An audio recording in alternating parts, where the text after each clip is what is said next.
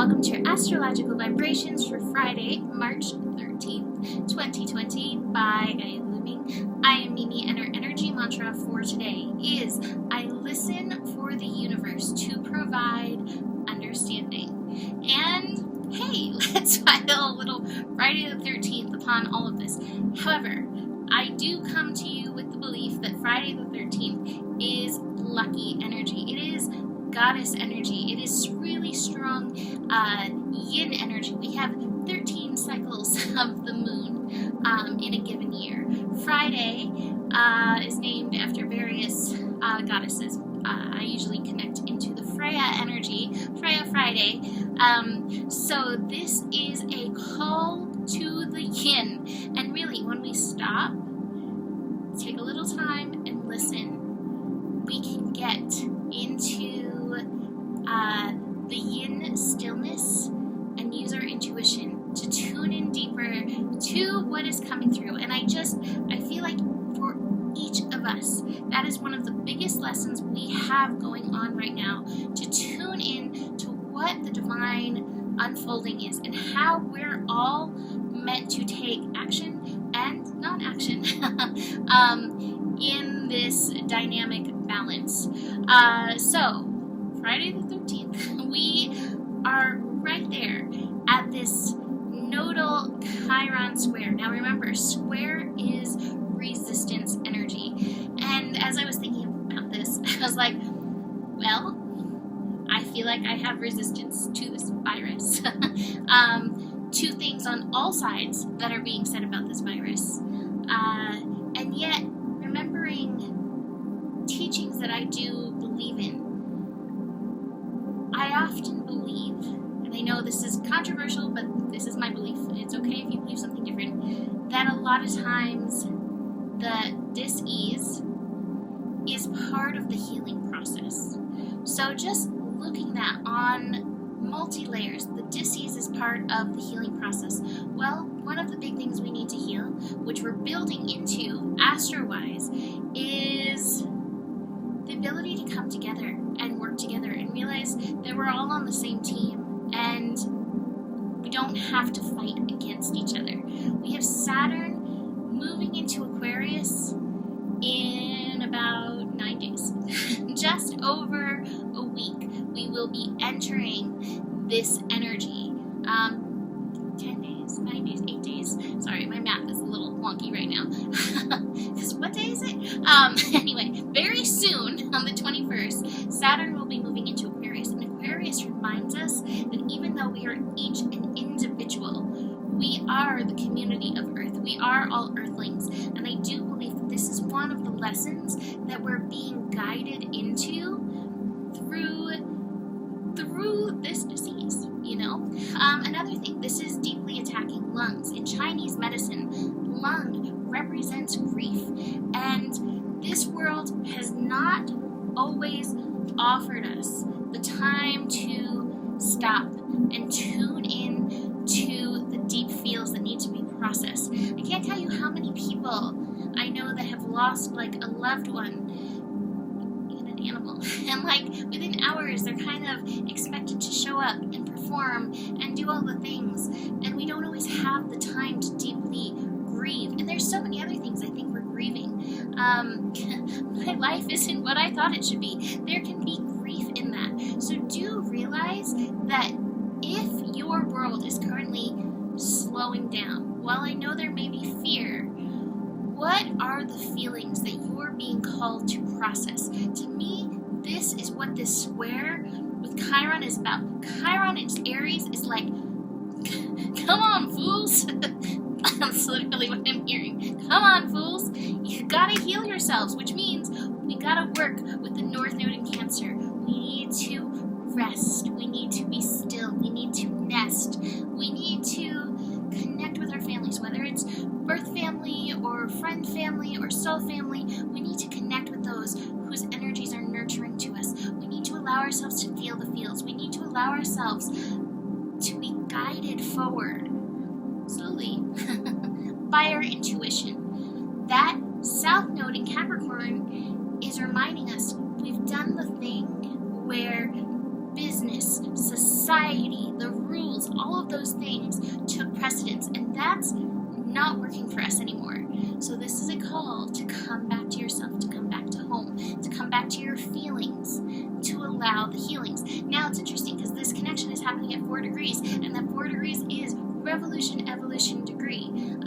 So there is a bit of a revolution. There is evolution for us in this process. What do you need to heal? Even if you are not one of the people, luckily, that is dealing with a flu or a virus or anything else. I mean, there's so many other health problems that are rampant. What do you need to do for you? Where can you tend to and nurture yourself? And we have to remember the adage, even as we're coming together to support others, put your own hair mask on first. What do you need to do for yourself? And then from that place of tending to yourself, where can you support others? How are you being called to help? And I saw somebody post today, even if you helping is like, hey, I may have been exposed to this and I'm going to stay at home. Whatever that process is, how are you being called to step up? Tuning into that. All right, so besides this going on today, we have the moon in Scorpio, making all of the connections through the day, besides that square with Chiron and the nodes. Moon in Scorpio, like I mentioned yesterday, it tunes us into our root chakra. Survival stuff is up. And I will say this, we don't get out of here alive, and yet the soul lives on. And while I hope that it is none of you that get taken out by any of this, I think this is part of the healing that needs to be done, and it's part of facing the Scorpio energy, is facing our own mortality. I had a client pass away suddenly, shockingly last week, and it's been part of my quiet process this week because it's been shocking to me, and yet it's a reality that we're all aware of, and yet it can be so hard to face. When I was doing shamanic training several years ago, one of the things my teacher said is that part of the path of the shaman is to learn to die consciously. And so we had to do a lot of looking at that. And so, are you conscious in your dying process? Because if you are, we are conscious in our aliveness. And so again, this is just one of the things to face. Moon in Scorpio, facing all of the realities, facing what's real.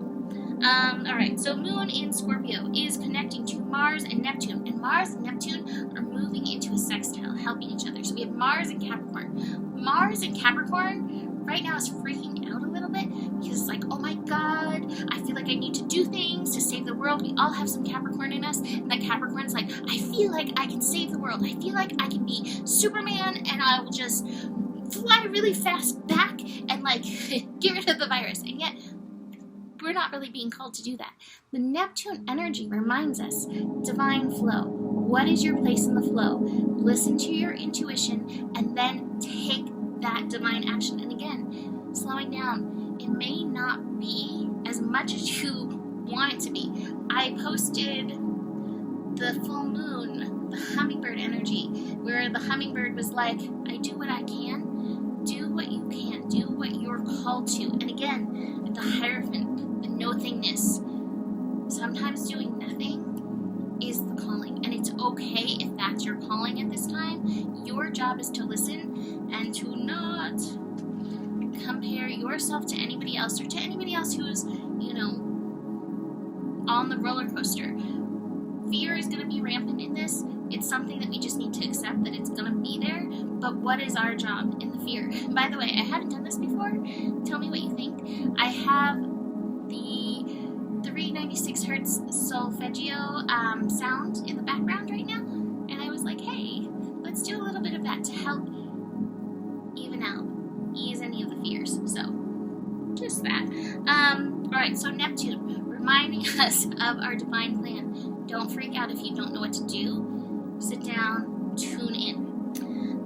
Let's see. Moon and Scorpio connecting to Jupiter. Jupiter's reminding us, as it's still moving forward at this time, building to its first connection with Pluto. Ooh, first of 3. But not yet. But with Jupiter moving forward is like, we are building a new world, but there are things that need to come tumbling down. So just be aware of this. What they call apocalypse means like taking away a layer, taking away the veil. So just be aware of that. If that feels like this for you, okay, what is the veil that's being stripped away? And what is your lesson from this veil being stripped away? Sun and the moon connecting. Deep waters. Again, your intuition is key. How are you being called to flow in and through this? And then finally, moon connecting to Pluto. That's going to be 6:53 p.m. Pacific time. That may be the place where you really do have to face the fears. I have a lot of mental cards in the energy. The isolation card, which, hey, a lot of us may be facing the potential of isolation, especially if you are somebody who already feels isolated. This may be a very scary thought. The sorrow card, I have it in reverse, but I feel like it's like, in reverse, it's like there's just, like I said, the grief, the lump stuff that needs to be processed. Come, let it through. That may be part of the divine plan for this isolation. And then the comparison. Your path will not be the same as anybody else's, and that is okay. We don't need to judge them. You know, there's time and space to educate, but none of us really know what we're doing in any of this, and who knows really what's real in all of this. It's really, that's one of my biggest struggles. That's so the Neptune and Pisces energy, even the Sun and Pisces energy, because it's like, what's really real in all of this? You know, there's so many illusions at play, and that can be very confusing. Your real is your guidance, how you're being guided via your intuition. Move from that place. And again, just remember, there is a divine plan, the Hierophant card, even though it's no thingness. There is divine possibility that will be birthed from this, but being in the crumbling is not necessarily easy. Take it easy, take it slow. That being said, if you stayed this long, thank you. I plan to go on my Patreon. Oh God, it would be nice if I could do a live, but right now I don't know how to do lives on YouTube. If anyone wants to help me, I'm always open to that. But I think I'm going to do a Zoom and pull cards. So anybody who wants to come pull cards and just gather together, just to, you know, feel connection, you are welcome. I do not know what time I'm going to do that. Maybe like 6 p.m. Mountain Time, which I know it's a Friday night, but since we're going to be home, might as well come join me. So the link will be below for that, and I'll post the solfeggio sounds below as well, below the video. Besides that, you can book a reading with me. I will still be working from home, so book a reading if you would like to tune in, connect in to your work and all this. Besides that, truly, the better it gets, the better it gets. There's more than enough love in the world for you, and you do have the power. Namaste.